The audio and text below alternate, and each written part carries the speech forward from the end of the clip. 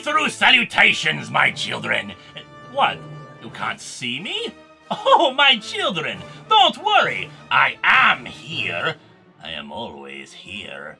I've just turned myself transparent in solidarity with Batman's foe in this comic. Dr. Nigel Glass. Or you might know him better as the Invisible Man. Not the same one from Universal Monster fame, nor even the original H.G. Wells tale, but along the same lines. Dr. Glass recently has been fired from Wayne Tech for breaches in ethics, but all he knows is that they were fools to disregard him on the potential for his experiments. However, another Batman villain sees the potential in his work and hires him, providing him with a laboratory all his own where he can work. Which villain? Black Mask, crime lord, and guy who walks around with a black skull mask on, which makes him A-OK in my book. Dr. Glass makes quick progress in his work, developing a serum that turns his skin transparent. As he continues to strengthen the formula, he gets it down to making even his muscles invisible, leaving what appears to be a floating skeleton and organs around. The formula makes him ravenously hungry, and he goes out to get a lot of snacks, claiming his first victim, a deli counter clerk. We later learn that the serum drives you mad, alters your brain chemistry, hence why he's suddenly so happily homicidal. He finally perfects the serum so that it will turn him completely invisible.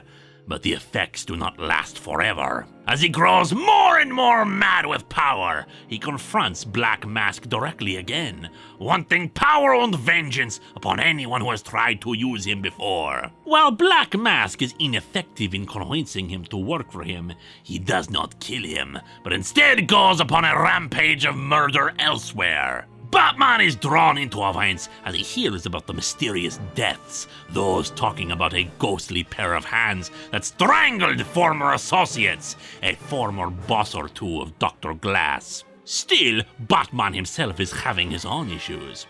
It seems that as time goes on, the mystique of the Dark Knight is lost on the criminal population. They know he is not some inhuman monster, but a man in a costume, someone they can fight and hurt. The fear and intimidation he once possessed is lessening just as quickly as Dr. Glass's formula. Yes, indeed, the period spent invisible is less each time, no matter how much of the serum he takes to try to stave off the eventuality of opaqueness. After a few encounters with Dr. Glass, Batman finally lures him into a trap at an isolated cabin up in the cold woods, developing special lenses in his cowl to see the Invisible Man.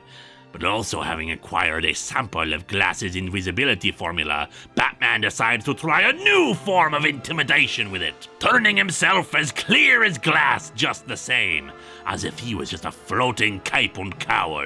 His trap works, burning off Glass's hair, beating him up, and almost taking his life. It is only thanks to the yells of Commissioner Gordon that he does not murder Dr. Glass, a side effect of even just once taking the serum. With Dr. Glass no longer invisible and in custody, Batman decides the power that the invisibility gave is too great, too easy for him to try to use it to strike new fear, and too risky for the murderous consequences of it, so he destroys it. Batman Unseen pits the Caped Crusader against yet another classic monster, one of the unchecked immorality of man when it is freed from consequence and the judging eyes.